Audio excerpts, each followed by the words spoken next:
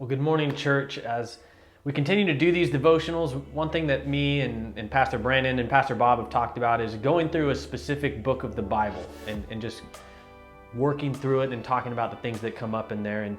And one book that we think really resonates with right now is the book of Philippians, which is actually a letter that was written by Paul to the church in Philippi.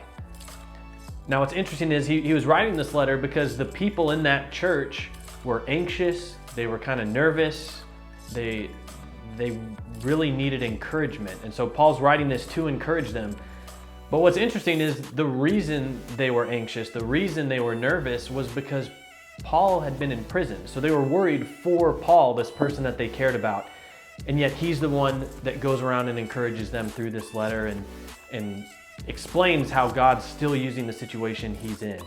I think a lot of us can relate to where Paul's at. We may not be literally imprisoned and shackled and not able to go where we want, but with everything going on, it's easy to feel kind of trapped inside your house. And so looking at how Paul's attitude is during that situation, I think is going to be really important for us to see how it looks to live out the gospel. And I think one of the main things we're going to see throughout this letter is the fact that even though that's not what Paul planned on, he did not think he was going to get imprisoned when he went to where he did.